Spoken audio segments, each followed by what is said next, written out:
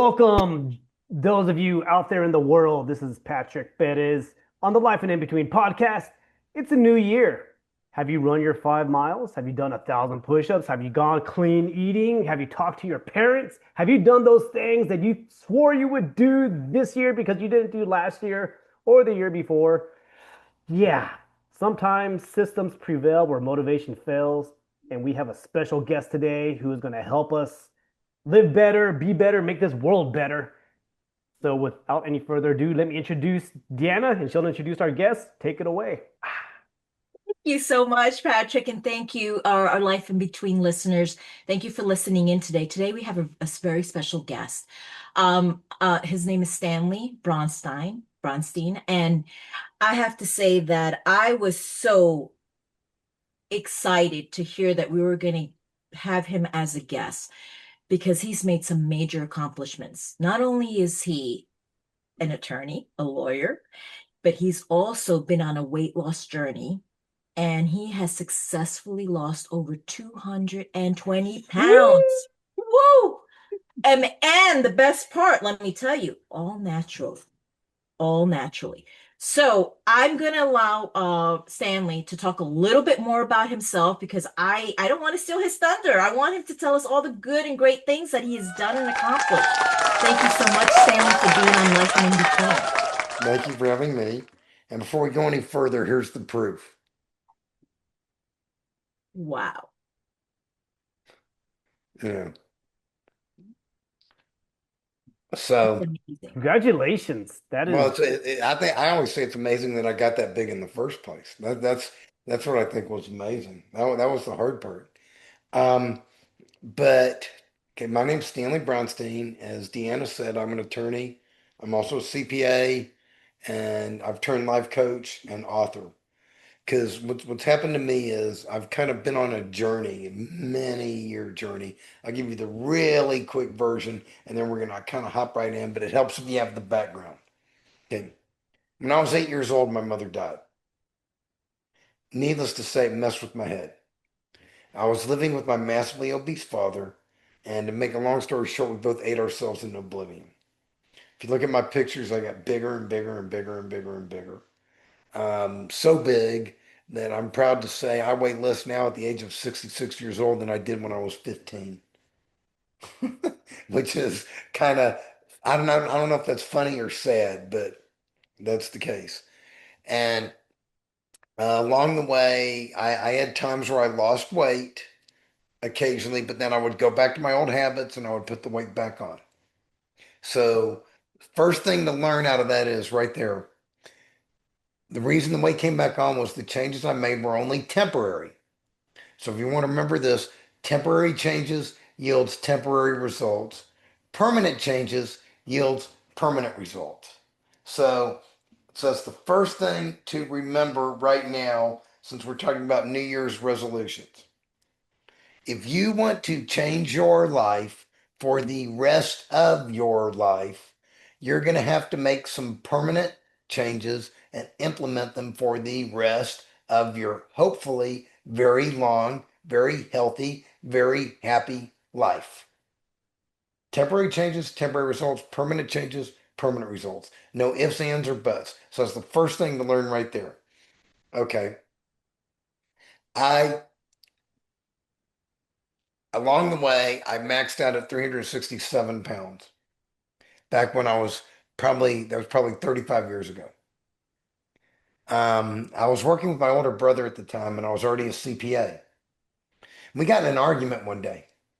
And in the middle of the argument, he's screaming at me. He says, "You ought to go to law school."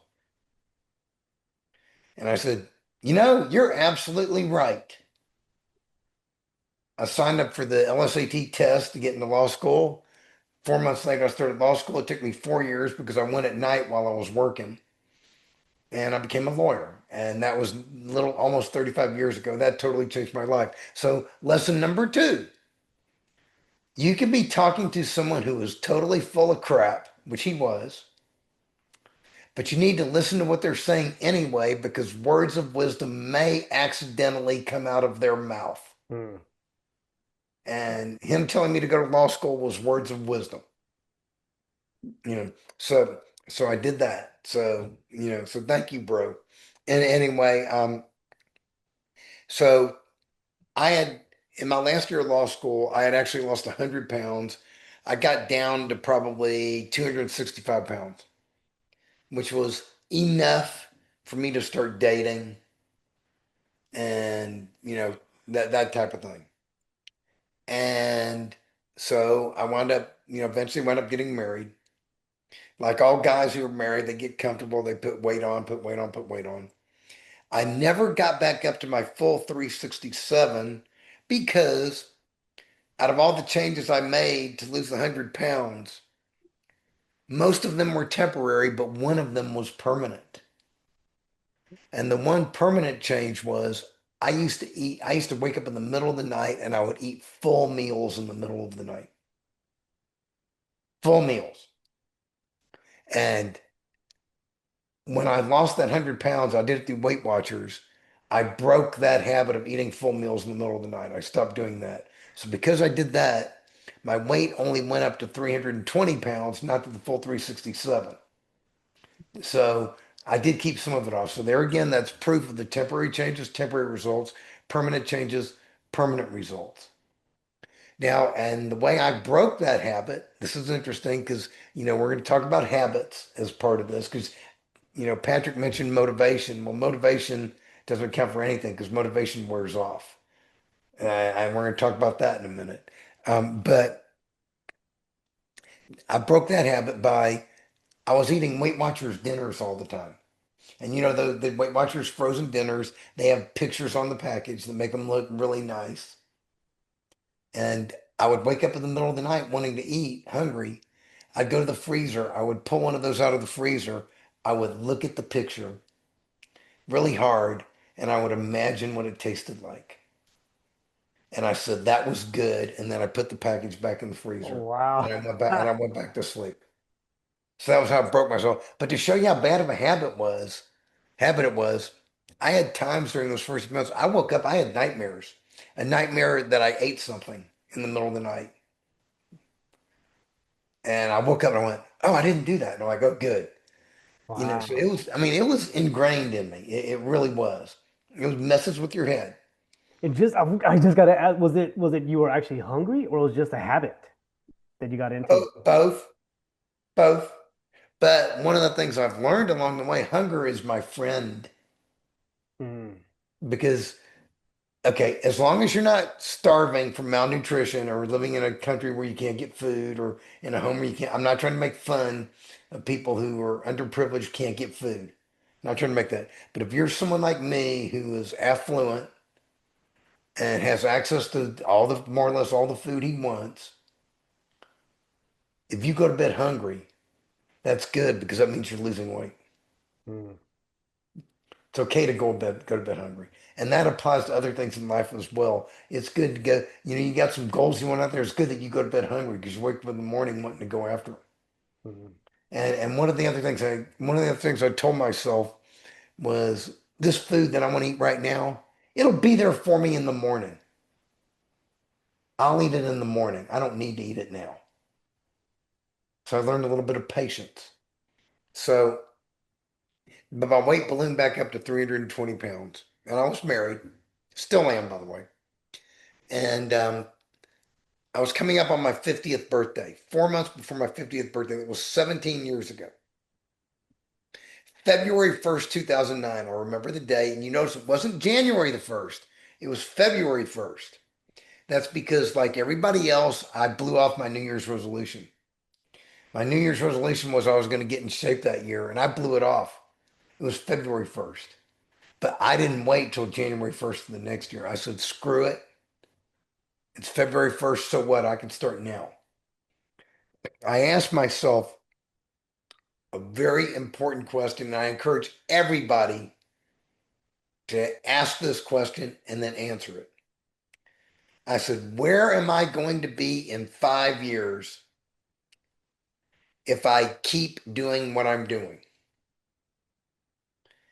And I did not like the answer. And you know why I didn't like the answer? Because you know what, can you guess what the answer was?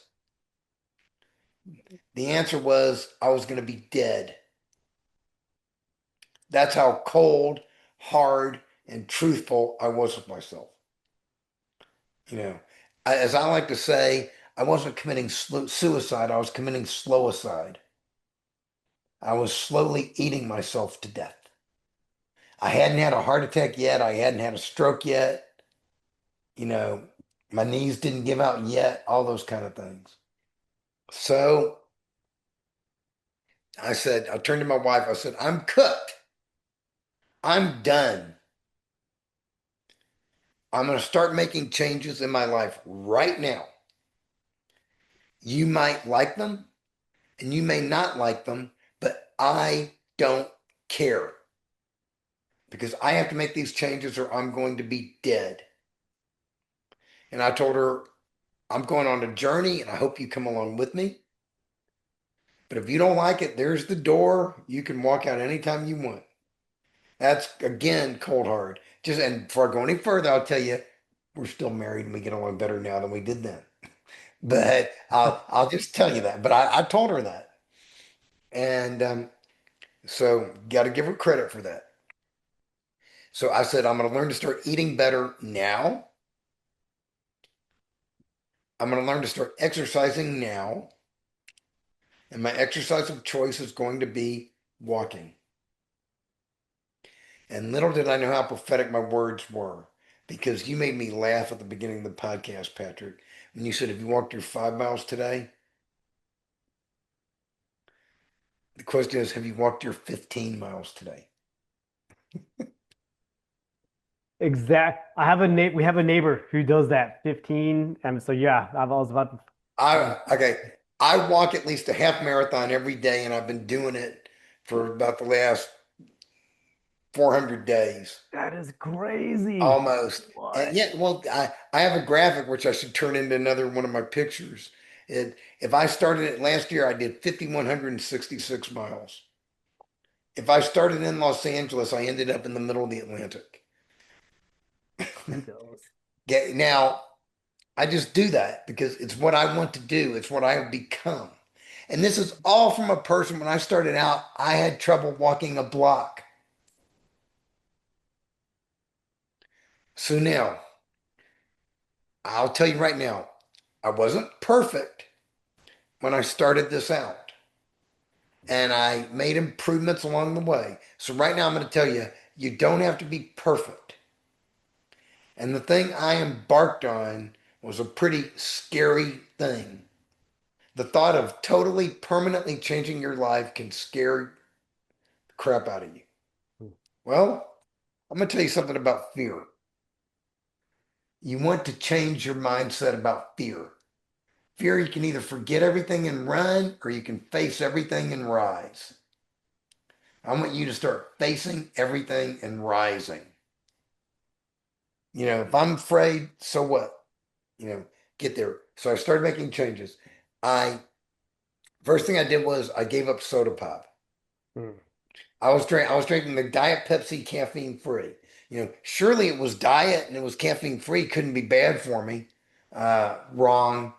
So I was drinking three of those 2 liter bottles a day. Wow. Yeah, I do everything in excess. Don't you know that? It's my personality. America. What's more So, American? so the whole no, so the whole point is to do healthy things in excess Hmm. as opposed to unhealthy things in excess. So I quit doing that. I quit going to Chinese buffets. No!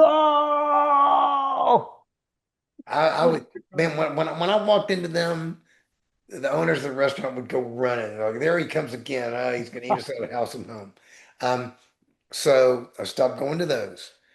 I gave up red meat, Hmm. chicken, beef and pork. Okay. And the other important thing, I said, I'm going to give up alcohol. Hmm. I was drinking scotch. Now, it took me like 2 weeks or so from when I started from that date to finally give it up, but I gave it up.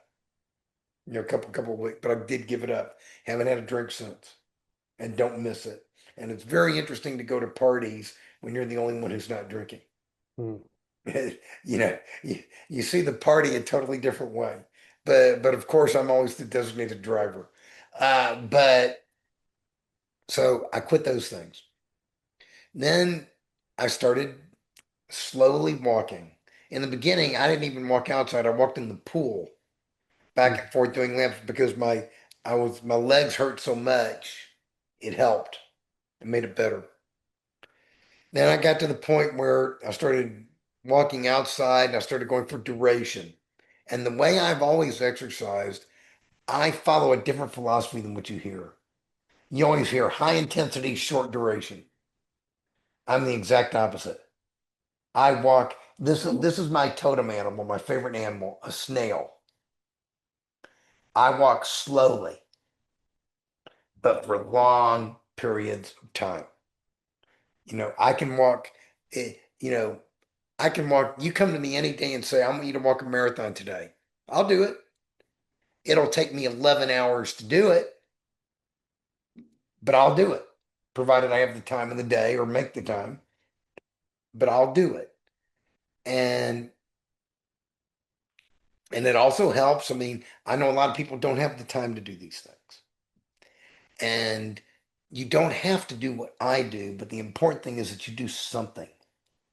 The world already has one Stanley. It doesn't have to have another one, but it does need the best you. It needs all of us to become the best we can be so that collectively we can all become the best we can be collectively. And then that would make this crazy, mixed up, nutso world that we live in a much better place. Because it's as crazy as it is, it's an incredible place. It really is. And so and then along the way, after about 5 years of doing that, I decided one day I'm going to give up chicken and turkey. So I went vegetarian. And I still ate eggs, still ate cheese, butter, that kind of stuff. Went vegetarian. And that worked for 5 years, lost some more weight. But I got down, it was like 8 years ago. I got down to the point where I couldn't get my weight below 180 pounds. All while I was literally walking about 15 miles a day and I couldn't get my weight below 180 pounds. And it wasn't stable. It would fluctuate. It would go 180, 190, 200, 210, 190, 210, 180, back and forth. It would fluctuate. So I said, I'm doing something wrong here. So I thought about it again. And I said, what will happen if I give up butter, cheese, bread, and ice cream? Well, guess what happened when I gave up butter, cheese, bread, and ice cream? Wait. I lost weight. I lost like 50, 60 pounds in like 5 minutes. I mean, the weight came off of me so fast, it was unbelievable. That is crazy. Yeah. And so I don't do with those things. And, people look at me and they go, I couldn't do what you do, or I wouldn't want to do what you do. And, and they go, you're depriving yourself. And I go, first of all, I'm not depriving myself. I haven't given up a thing. I have gained everything. Mm. I mean, here, I've gained. I've gained everything. I haven't lost a thing. How much better I feel. And the fact at the age of 66 years old, I can walk 5,100 miles in a year and do it every day. Come on. There's something to what I'm doing. Now, this whole experience taught me some things. I'm a pretty confident guy. I've always been a confident guy. I didn't get to where I am in my career without being confident. But would you believe me if I told you the experience of losing 220 pounds and keeping it off blew my mind? It did. It exceeded my expectations for myself. So it taught me three things. And the third one applies to your listeners. The first one is I am more powerful than I ever imagined. Period. End of story. I can do more than I ever imagined. And I still believe that today. Second thing it taught me is that if I could do this, what else is out there waiting for me to do that I haven't done yet? And we're going to talk about that in a couple of minutes. And then the third thing it taught me is if I'm more powerful than I ever imagined, so is everybody else. I am no more special than you.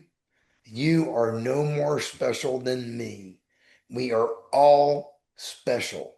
We are all, each and every one of us, more powerful than we ever imagined.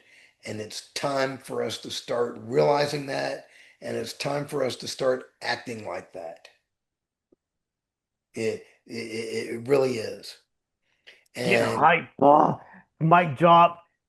Throw your hands up. Light something on fire. No, this is truth. This is good. yeah, it is. It's time to get off our asses. And it's time to get our stuff together. And I'm going to put it in perspective here. It does sound scary, doesn't it? Well, all of these things I'm telling you to do, these are not things you have to do. Because when you say, so, I have to do something, it's an obligation. You know, I have to go to my mother-in-law's today. I have to go to that party today. I have to go run that errand for my wife, whatever. Well, if you sit there and you say, I get to go do I get to go to my mother-in-law's today to help her out. She's a cool lady and she's done a lot for me. I get to go over there and help her. I get to go to work today. I get to go to that party. I get to get off my butt and go for a walk. Then everything becomes a privilege and it becomes much easier. And I'll share a story with you to put that privilege aspect in perspective, what made me realize this.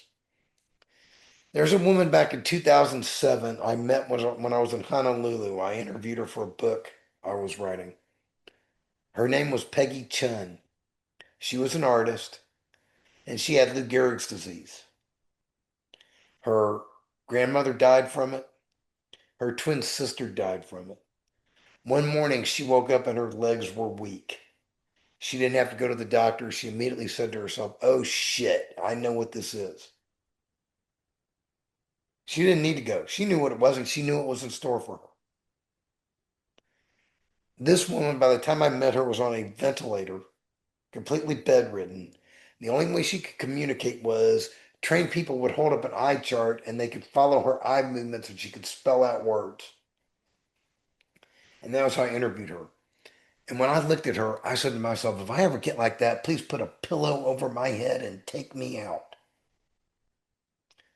You know what her attitude was? She had the most incredible joy for life of anyone I've ever seen. She said, my grandkids are coming over today. We're going to paint. Um, I told her about I was just starting out on a nationwide driving tour where I was going to go interview like 50 people for a book I was writing. And she said, that sounds so exciting. I wish I could go with you. Keep me posted on how it goes. You know, all those kinds of things. She had an incredible joy for life. So, the old saying, what would Jesus do? When I had mornings where I woke up and I didn't want to walk, I didn't say, what would Jesus do? I said, what would Peggy Chun do if she could have gotten out of bed? And Peggy Chun would have gotten her lazy ass out of bed and she'd have gone for that walk and she might not ever come back if she was having such a good time doing it. So she became our role model. I mean, she died many years ago. She passed away like a year after I met her. But she's one of those people I met who I will always remember. You're lucky if you have two, three, four people like that. I've got two or three of them who I can think of right now. And so that's a role model for me. And so what I do every day is a privilege. And why do I do it? I do it because it makes me tougher, because it makes me stronger, And most important of all, because I can. Think about that. I can. So I go do that. So we have so my experience has had roller coaster moments, where some days were better than others. It hasn't been perfect. Your experience does not have to be perfect. The important thing to remember is when you mess up, don't beat yourself over the head. Life beats us up enough as it is. Don't help it out. Instead, say, I screwed up. Here's what I did wrong. Here's how I can fix it. And then go right back to doing it right. And I if you love that. keep going, and if you keep going, and you keep going, and you keep going, that's called constant and never ending improvement. Abbreviated CANI, which is can I? And the answer is yes, you can. I actually have a book on that. That's one of my books. It's called The Way of Can I? The Way of Constant and Never Ending Improvement, subtitled Yes, You Can. And it talks about how you want to make constant and never ending improvements. The goal is simple: beat yesterday. Do better today than you did yesterday. Do better tomorrow than you did today. I am in year 17 of beating yesterday. And are you familiar with how compound interest works in the bank? You can put $100 in the bank, earning 3% interest or whatever, and forget about it for 17 years. And you've got a lot more than $100 in the bank when you come back to it in 17 years. It's the same thing. I am nowhere near the person I was 17 years ago. Nowhere near. The person I was 17 years ago had trouble walking a block. Since all of last year, I walked a half marathon every day. That's 13.1 miles or more. This year, since the beginning of the year, I upped it. I've been doing 15 miles a day. And I'm doing it. And I'm fine. And now a lot of it is how much time do you have? Not everybody has that time. I'm lucky I work from home. I'm not retired. I could be. I could quit working right now if I wanted to, but I don't want to because I'm having too much fun and I have too many things to do that I get to do, not that I have to do, that I get to do, that I want to do. So I'm continuing to work, but because I work from home and because of the nature of a lot of the things I do, I can walk and do things. I can get on the treadmill in the other room and be on the computer while I'm doing it. I can go for a walk outside. I've got my smartphone with me, you know, whatever. You know, I can do those things, and I'm lucky. But part of that has been intentional. I've created that kind of life for myself. I didn't find that. I intentionally created it, and I've been lucky too. It helps to have luck, no doubt about it. I've been fortunate, and I appreciate that. And and I remember that every day. That's another thing. Be grateful. Remember how I told you people who you remember, who you meet, who you remember? There was another gentleman I met on that same tour in 2007. His name was Charlie Tremendous Jones. He lived in Mechanicsburg, Pennsylvania, and he had a bookstore in the middle of Pennsylvania. It was a self-help bookstore. Most incredible bookstore I've ever seen. I When I walked into that store to meet him the first time, I said, "You could lock me in here and just slide a little food under the door and come back in a month or two. Please." That's how good of a place it was. Okay, this man, he would wear a suit to work every day. And when he would meet you, he would come up to you and he would put his arms around you and he would call you his beloved. Now, most people would think that's crazy as could be, but he pulled it off. Um, and by the time I met him, I took him out to dinner, and he wasn't driving then because his eyesight went bad. He also died about a year after I met him. He had cancer, end stage. We drove around town. We were doing dinner. I took him to his house to interview him. He's going around this small town, and he says, "We did this over here. I worked on this project over here. We did this over here." The whole town was a testament to his life, all the things that he did and all the people he helped. Well, one of the things he taught me how grateful he was for the life he's had and everything that he had. And he summed it up in one word. He said, "If you're not grateful for what you already have, what makes you think you would be grateful if you had more?" That's an interesting way of looking at it. If It if is. you're not grateful for what you already have, what makes you think you'd be grateful if you had more? So I remember that, and that has stuck with me. So I'm very much grateful for what I have. Sure, do I want more? Sure. And I'm going to be grateful for that too as it comes. But a lot of the things I want, they're not centered around me anymore. They're centered around other people. Because what happens is, as you start getting your life together, as you start figuring things out, you start caring for other people besides yourself. And that focuses on what I think is the number one problem in the world today.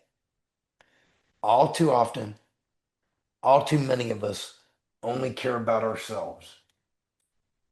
And and to be quite frank with you, we do a pretty poor job of doing that too, caring about ourselves. But we only care about ourselves. So another book I wrote is called The Way of Us. And the goal in that book is to move from a me focus to a we focus. Move from me to we. Now, as I'm talking about these books, I'm going to mention several of these books as we're talking through this. Every single one of these books is available digitally on my website for free. And the reason why they're available, and you can read them on, or you can read them on my website for free. And the reason they are free is because I am grateful. I am grateful for the things I have received. I am grateful for the things that have happened to me. So I want to give back. And I will tell you that website is it's the top one right here, thewayofexcellence.com. Thewayofexcellence.com. All the stuff's free. If you go to the bottom of the website, there's a link where it says if you want to talk to Stanley, you can click there and contact me. You can if you want to just say hello, thank you, you're welcome to do that.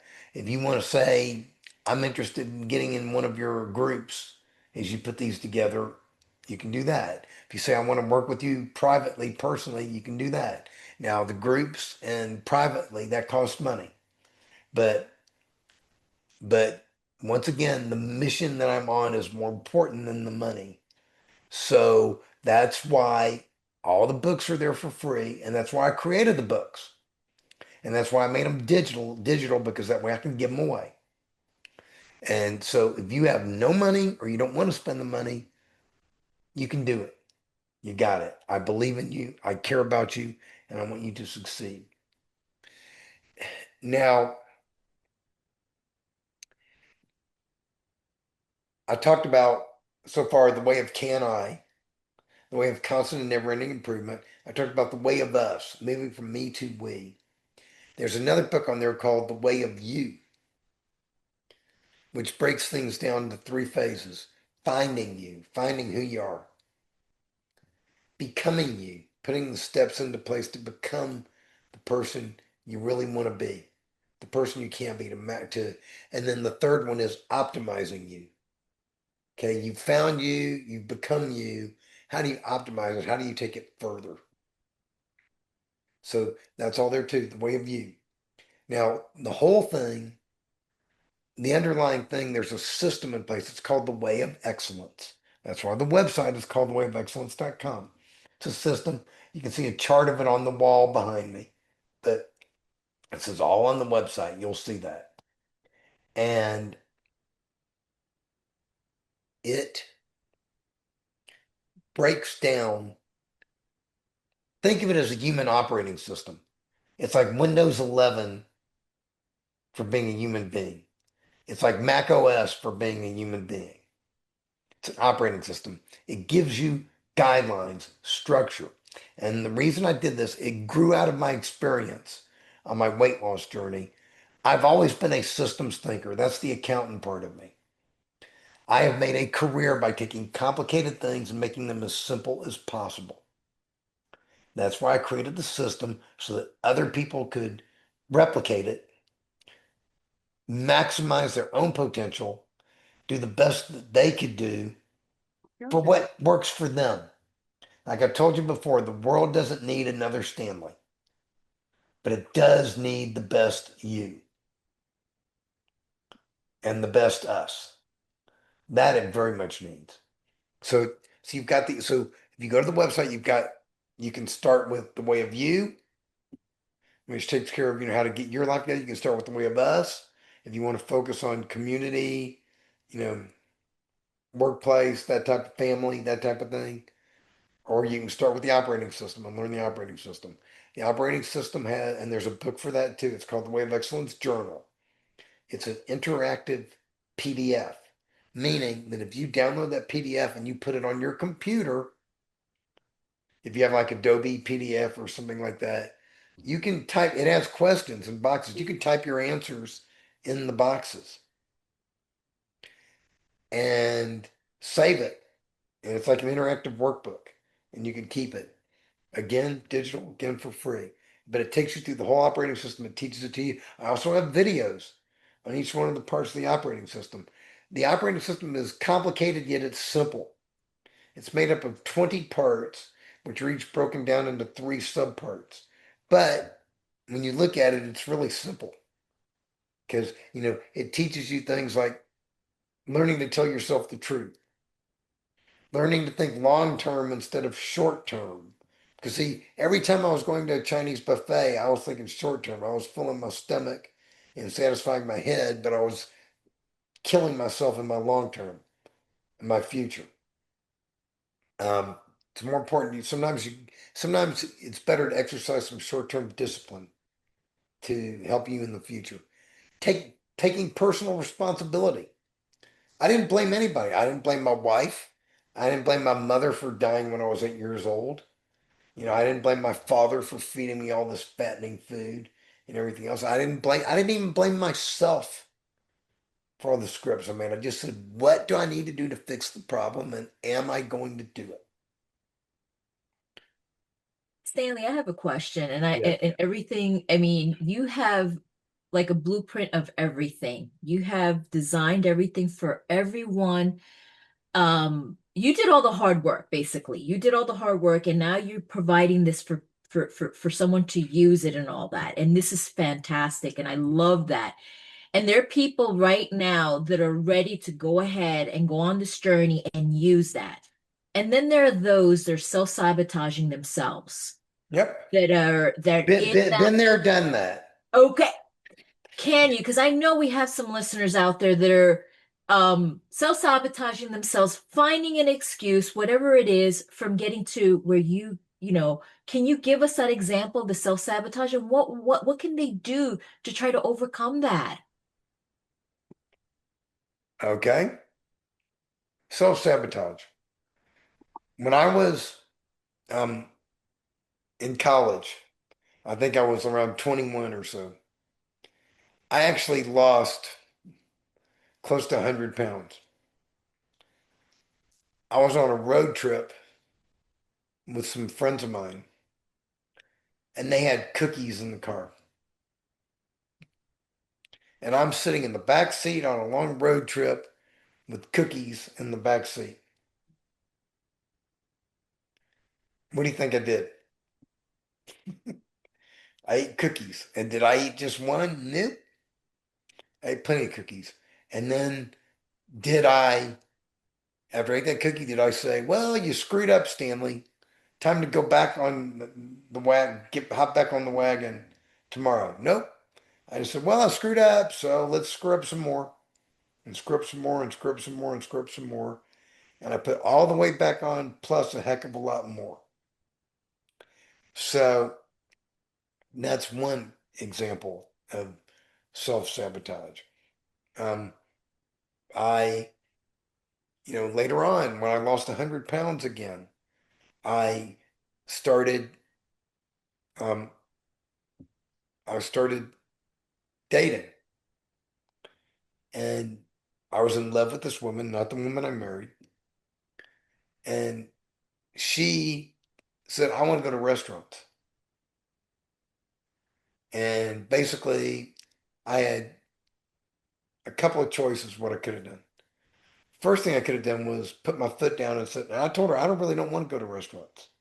I'd rather cook at home. She says, I don't want to cook at home. So in retrospect, what I should have done was told her sayonara, but I didn't, So I sat there and I said, okay, let's go to restaurants. We went to restaurants and I ate crap. Started putting the weight back on and just kept going and going and going and going.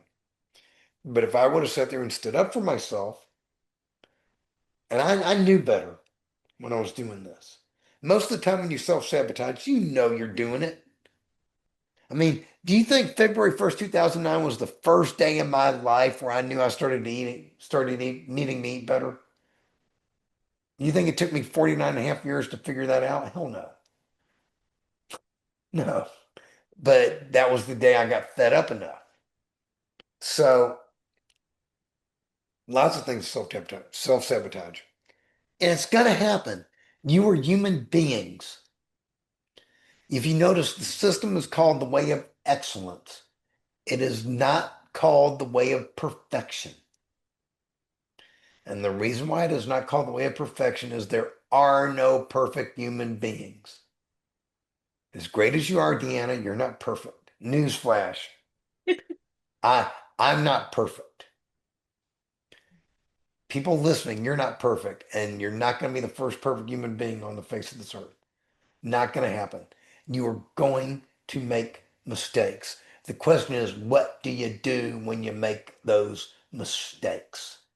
First of all, you have to be aware. That's concept number one in my system. Awareness. You have to tell yourself the truth and then begin acting accordingly. I told myself the truth. The truth was that I was eating myself to death and I was going to be dead within 5 years. That was the truth. And I could have told myself the truth and kept eating my garbage, and then I would have been dead in 5 years. But instead, I acted upon that truth I told myself. So it's two parts.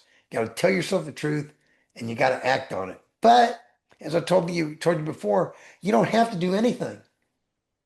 You're still alive. You get to do these things. Once you're dead, you don't get to do them anymore. You've lost the opportunity. So as long as you're still alive and you're still breathing, you've got an opportunity to do these things. You get to do these things. It's your privilege to do these things. So if you self-sabotage, realize it, admit it. I screwed up, and boy, did I screw up big time. Go, okay, what do I learn from that? How do I do better? And then start doing better. And you might screw up again. And if you screw up again, just say, oh, okay, I screwed up again. How do I do better? And this applies to anything. You can get in an argument with your spouse, and you can sit there and yell at your spouse and sit there and say, man, I really shouldn't have done that. That's not a good thing. Well, don't kill yourself. Don't beat yourself over the head. Just say, I need to be more aware that I'm doing this. And the next time I want to yell at her, make sure I don't. And you may not be perfect. You might do it again, but you will start catching yourself and you will find times where you do better. And I'm going to tell you something else. We talk about constant and never-ending improvement, where the goal is to beat yesterday. Well, Sometimes breaking even is improvement.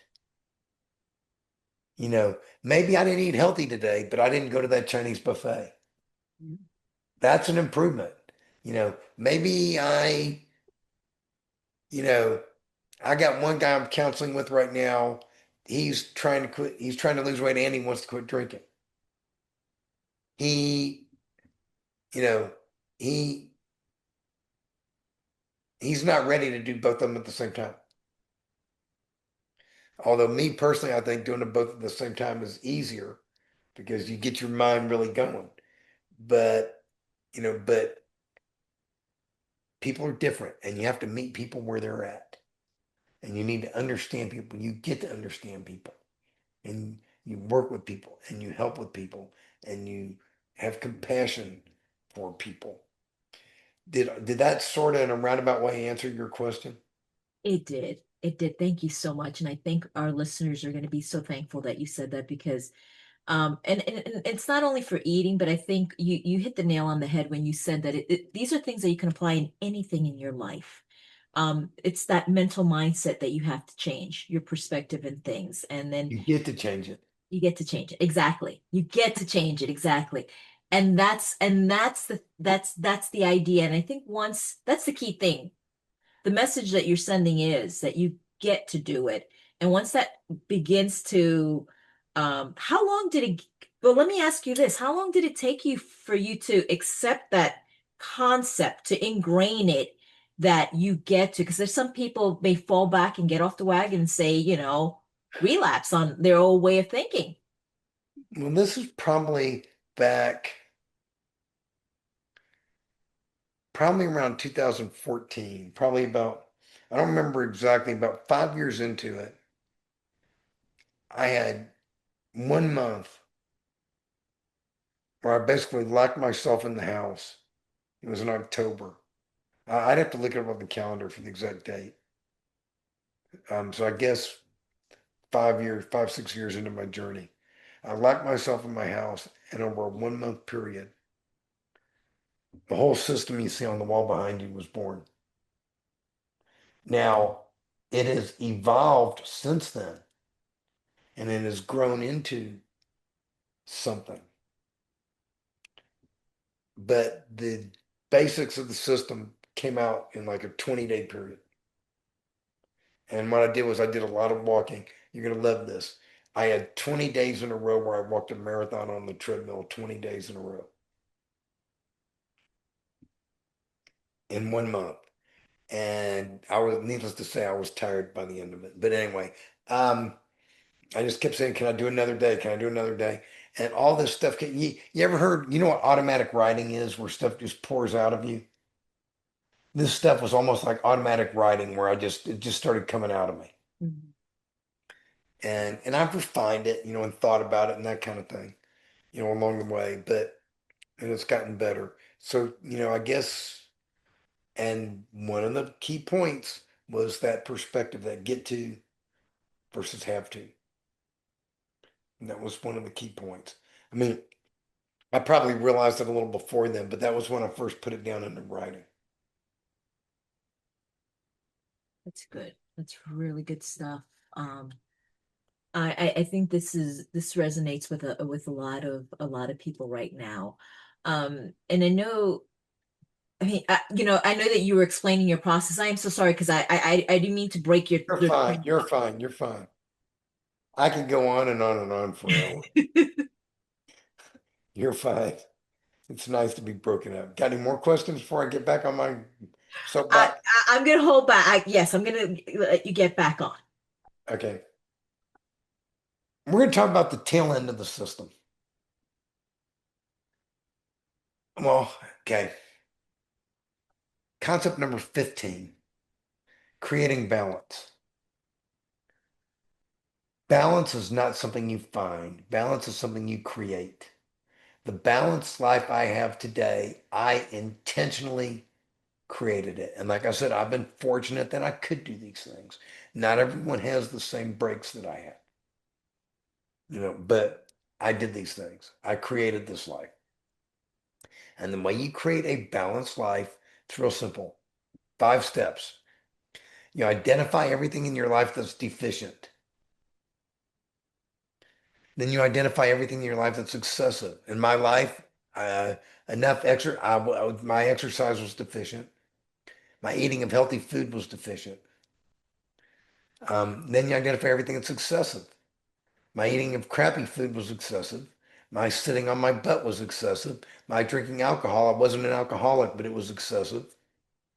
It didn't serve me, and all those things. Then write down a list of everything you can do to increase everything that's deficient. Well, I can start exercising more. I can start walking. I can start eating more healthy food. And then write down a list of everything you can do to decrease what's excessive. Well, I can eat less crappy food, and I can stop drinking alcohol or drink less of it.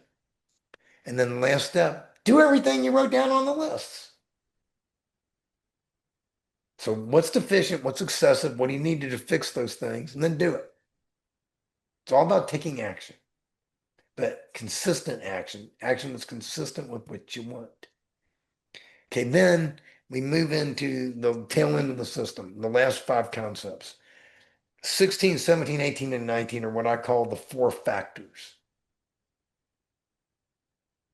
Willingness, belief, discipline, and commitment. We're going to go through each one of those. Okay, willingness. I already told you, temporary change is going to give you temporary results. Permanent change is going to give you permanent results. So if you want a permanently, positively changed life, you have to be willing to make permanent, positive changes, not temporary changes, permanent, positive changes. You have to be willing. If you're not willing, everything I've told you doesn't mean a thing. It really doesn't. But as I told you before, you don't have to be willing. You get to be willing. See, doesn't that make it so much easier? Okay. So you get to be willing. Then there's belief, believing you can do a thing. I already told you, if you would have told me 17 years ago, literally over the last 17 years, I tracked this. I have walked 72,000 miles. That is 30% of the way to the moon. I have a graphic for that. I got a graphic for all kinds of stuff. But I have walked 30% of the way to the moon over the last 17 years. If you walk the Earth at the equator, I've walked around the Earth at the equator 2.9 times. I'm gonna break the third time around June of this year. I'm scheduled at my current pace. And I am not stopping either. So, if you'd have told me I was gonna do those things, I wouldn't have believed you. If you would have told me that I was gonna give up butter, cheese, and ice cream and chicken and turkey, I wouldn't have believed you. And the funny thing is, I don't miss it. I really don't. And it's not that I don't enjoy my food. I enjoy my food big time. Just not the same things. I have a question Yes. because you're talking about, okay, you've given up a lot of a lot. How do you kill those cravings? How do you kill? I mean, like there are people that I know me, and I'm on my weight loss journey. And I sometimes get these cravings really bad that I want something, but I know it's not good for me. But I try to like figure out different ways to divert it, or maybe, but how do you kill those cravings? There's a couple ways to do it. Okay. And we're going to get to that when we get to 18 and 19. Oh, okay. Well, then I'll But hold no, back. no, So, no, no, that's okay. But no, but your body is out of touch with your mind. We're going to talk about that in concept number 20. Your body is running the show. You need to let your mind, sometimes you need to let your mind run the show. You know, whereas me, I was the exact opposite. My mind was always running the show and I totally neglected my body. We're going to talk about that. But, and there's many ways you can do it. One is if you want to satisfy that craving, take one bite of it and satisfy the craving and then be done, but then go back to doing the healthy stuff. Or if you're like me, who does things in excess, because I have what you call an addictive personality.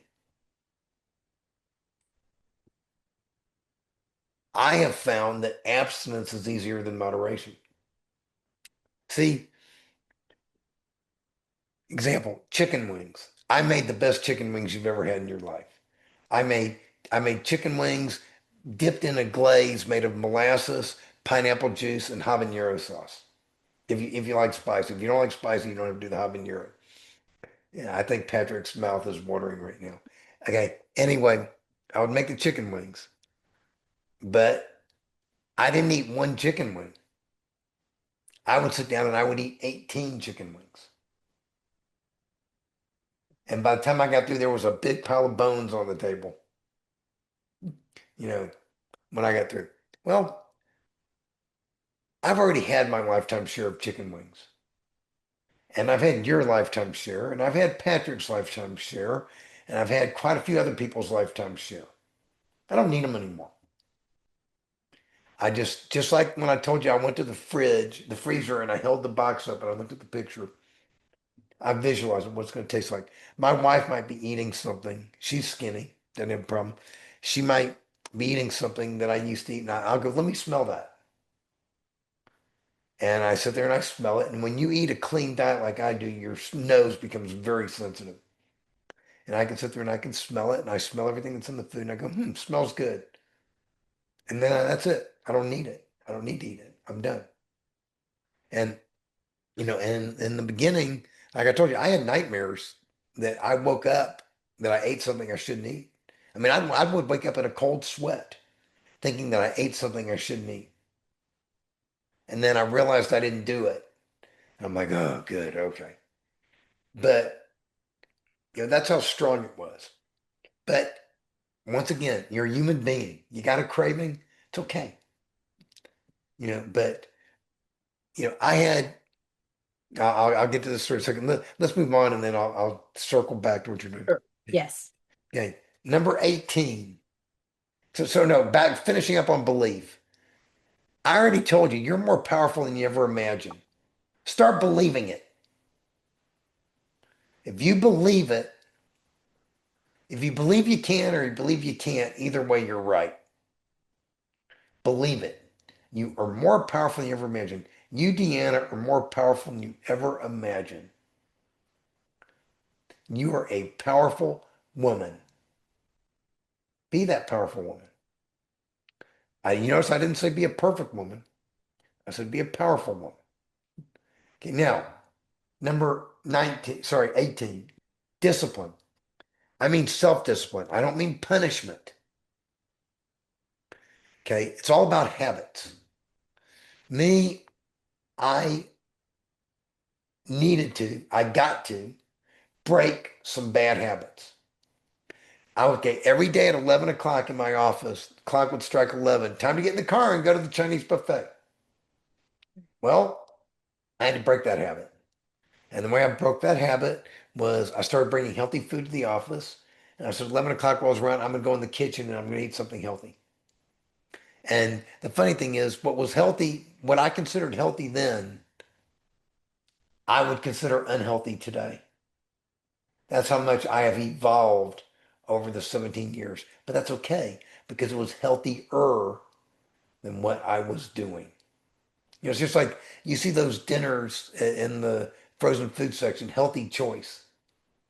I think they're misnamed. They shouldn't be called healthy choice. They're not healthy at all. They should be called healthy, in my opinion. They should be called healthier choice.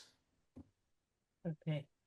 And the reason why they are healthier is because they make you practice portion control. They teach you portion control. They're still loaded with sodium and things like that, but they're better. And I ate a lot of those in the beginning, and that's okay. You don't have to be perfect. Just be better. And over time, it evolved. But discipline, breaking negative habits, and then creating new positive habits. Okay. I decided I was going to go walking every day. And in the beginning, I had days where I was so sore I didn't do it. I'd skip a day or two, or I got sick. But over the last 12 years, 12 and a half years, I have missed 3 days in those 12 and a half years. And on those 3 days, I was sick as a dog. And if you would have told me that those would have interrupted my streak, my streak's getting ready to go on 8 years, my current one, but it interrupted that. If you'd have told me it would interrupt that, what would have been a 12-year streak, I would have found a way to get out of bed and I would have gone and walked on those 3 days. But that's okay. It's fine. I don't have to be perfect. So I'm disciplined. And I have a habit. When I go to bed at night, my clothes to walk are on the nightstand next to my bed. When I get up out of bed, I do the same thing every day. Put my clothes on. I let the dog out to go potty. Then I go in the other room and I get on, I stretch, and then I get on the treadmill. Or I'll go to the gym. Or I'll go outside and walk. But I will go walk. And I do that every day. Same thing. Every day, every day, every day. That is discipline. That is a positive habit. When it comes time to eat, a lot of my food is pre-prepared. I make it ahead of time. Like I'm getting ready today or tomorrow, I'm going to make a big pot of tomato soup in the pressure cooker. And it's going to have only healthy stuff in there, and it's going to have no added salt, no added oils, no added sugars. And it's delicious. And and I eat it over healthy grains that I make. But I only eat healthy foods. That is what I do every day. It is who I am. Discipline is about changing your identity. And that's something you will talk about. One of your future guests, I referred you to someone at the beginning of the thing. She's all about changing your identity. And her name's Rosalind Perez Casiano. And Deanna is going to reach out to her as well. We actually did a webinar a while back that on my weight loss website, which I'm going to tell people about. It's on there about awakening your new identity. It's about changing who you are. Yeah, I remember I told you I'm not the same person I was 17 years ago. I'm not. And that's okay. So it's becoming someone new. Then number 19, commitment. When you become committed to doing something, when you become 100% committed to doing something, it becomes easier because you foreclose all other possibilities. I made a commitment many years ago that I'm only going to eat healthy food every day. So when I get presented with unhealthy food, I don't ask myself, am I going to eat this or not eat this? I asked that question many years ago, and the answer was, I'm only going to eat healthy food. So the answer is automatically no. I don't need to keep asking the question. I had about 3 weeks ago or so, Laura I worked with gave me a bunch of gourmet cupcakes and cookies. I didn't sit there and ask myself, am I going to eat this? I got that stuff and I said, first thing I said was, who am I going to give this stuff away to? And I also made sure I gave it to someone who's skinny, who can afford to eat it, not to someone who's going to make fatter and fatter and fatter.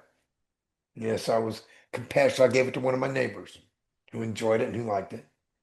And of course, my wife had to eat one of the cupcakes before I gave it away, but that's okay. Um, so I have made a commitment to it. I have made a commitment to walking every day. If I sat there and I asked myself every morning, am I going to go walking today? Well, I got news for you. 2 days ago, my answer would have been no. I woke up and I was tired and I was sluggish and I didn't want to do it. And you know what I say when I have a day where I don't feel like doing that? I say that's a day when I should do it twice. You know, just do it anyway. And then do it again just for good measure. Reinforce that. So you do it anyway.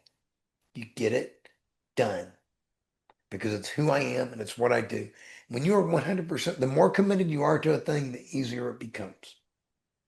So if you, Deanna, become 100% committed that you're going to go join my free weight loss website, which is at millionpoundweightlosschallenge.com. I already told you about that. I And I, remember. and I see, did you sign up? I did sign up. Okay, good. That will mean you're member number 4,808. Okay, so you can remember that. Um, so lots of tons of free resources in there. And the first page you'll see when you do is you'll see that awakening your new identity page with Rosalind on there. So you'll see all about her. There's a lot of video in there and good stuff. Um, so you become a new person and you're committed and it becomes easier. Now, let's get to what you talked about. Wrapping this whole thing up into a nice, neat bow. I've kind of touched on off and on a lot of the 19 points of the system. I haven't touched on all of them, but in some way or another, I've hit on most of them. Okay. Number 20, getting your mind, body, and spirit to work together. Okay. Take a look at this picture. You notice there are three equal parts. The red is mind, the blue is body, the green is spirit, your life force. They're all equal. They're all balanced. If you notice there's a little stick figure in the middle. Do you see a little stick figure in the middle? I see it, yes. Okay. That's in there. That's where you want to be. Anytime you're having a problem, you're not there. When your cravings are winning out, you said you shouldn't do it. Hmm. Well, your body went out. If you gave in, your body went out. You let your craving, your physical craving, went out. And there might be something behind that craving. It could be something that happened to you when you were a child. It could be, in my case, it could be food always made me feel good until I ate too much of it and then it made me feel bad afterwards, physically. But I always seem to ignore that part. And I always tell myself, I'll get it together tomorrow, the next day, next week, next year. Well, guess what? Do it now, right now. Okay, let me ask you this. The day I changed my life, February 1st, 2009, I call that my rebirth day. Anybody who's listening to this program who decides to act on this, go to my website again, thewayofexcellence.com, and act on this. It's free. And I have a mailing list there if you want to sign up for it. You don't have to, but if you want to, you're welcome to. Write today down. It's the day you listen to this. It's your rebirth day. It's the day you're being reborn. And if you notice, my rebirth day was February 1st. It wasn't January 1st because I missed my New Year's resolution. And it's January 8th as we're recording this. I don't know when it's going to air, but it doesn't matter. Whenever it is, you can start right now. So the question is, did it take me 49 and a half years to change my life? Or did I change my life in an instant? You know what the answer is? The answer is it took me 49 and a half years to become willing, to believe, to begin exercising the self-discipline and making the commitment so that I could change my life in an instant. You can change your life in an instant if you want to. You got to want it. You get to want it. It's all there. And your goal is to get your mind, body, and spirit all working with each other. Your mind feeds your body and your spirit. Your body feeds your mind and your spirit. and your spirit feeds your mind and your body. It really is that simple. And like I said, I take complicated things and I make them simple. But now it's up to you to put it into place. Have any questions? I do have one. I do have one. And I mean, because you actually covered everything that I had in mind that I wanted to ask in your explanation.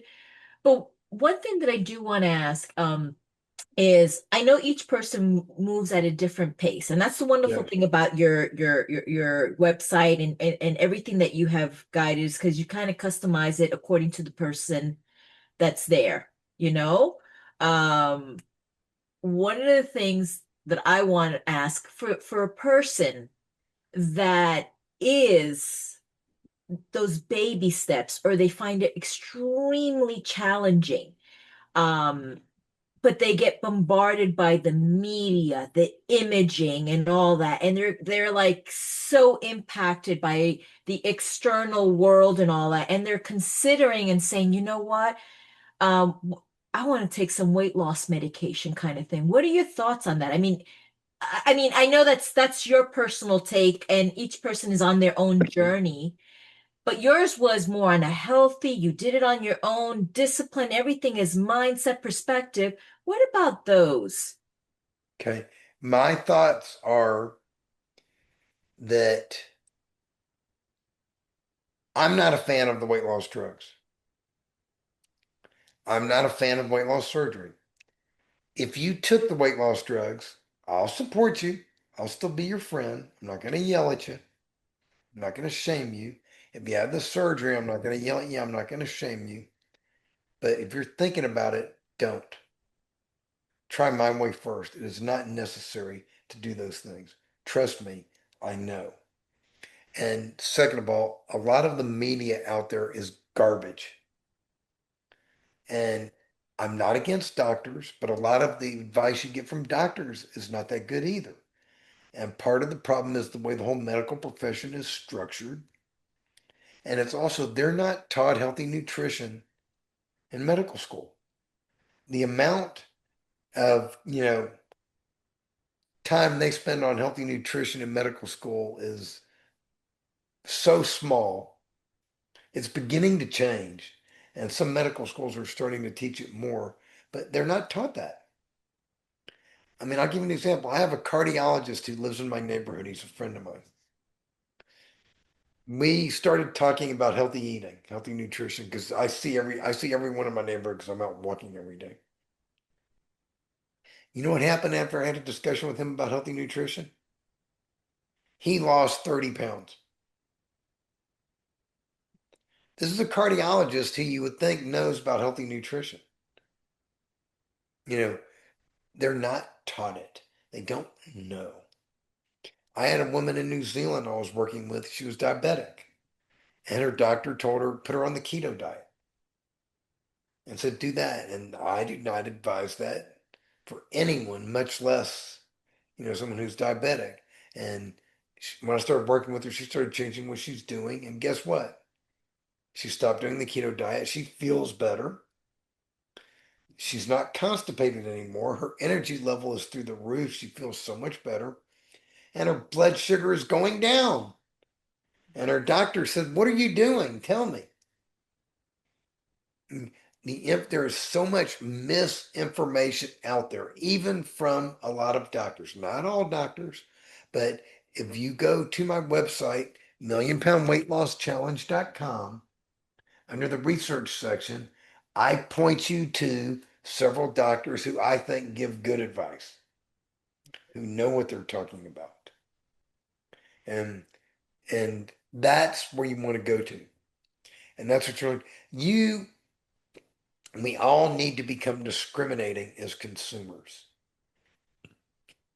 And so much of life, this is about the money, what people want to sell to us.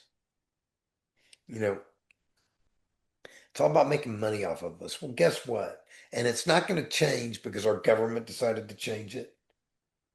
It's not going to change because all of a sudden these companies developed a conscience.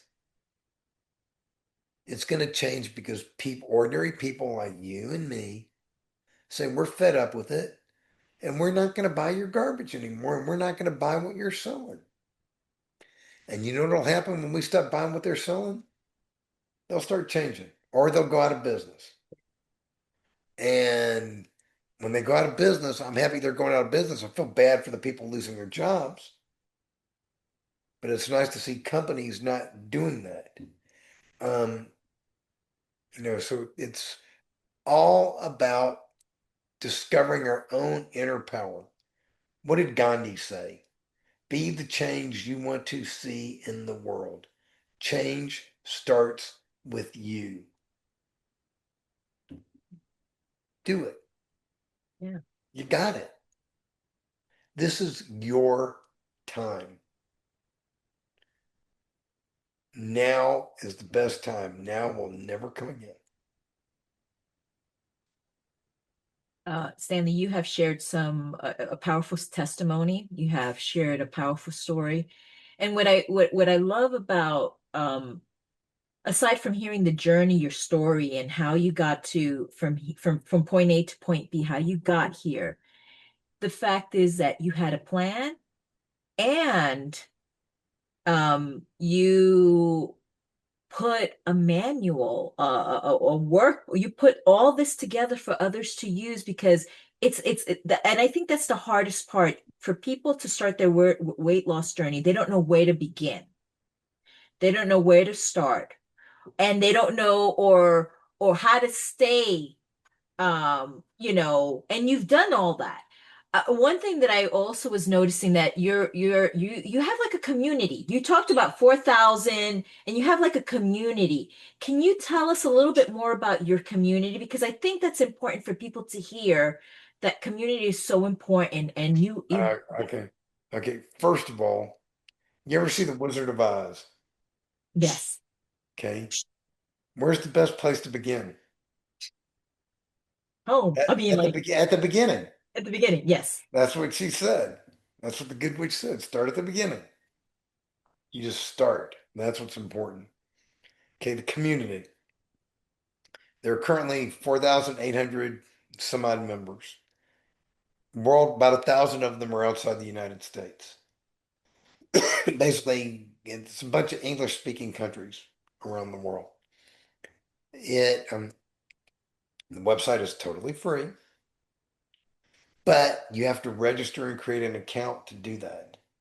And the reason why you have to register and create the account is for a couple of reasons. One, I want you to be able to track your weight loss in there, and there's a tracker where you can track it. Also, I want to know that you're there.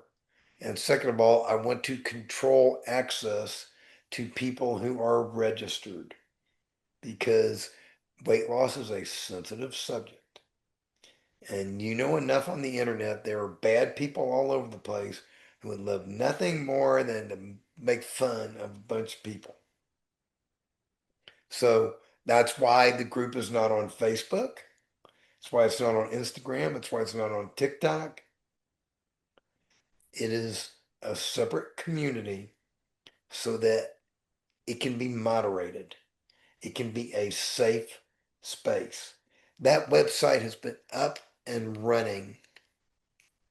I think it's going on 7.5 months. You know how many spam comments have been posted on postings on the website in that 7.5 months?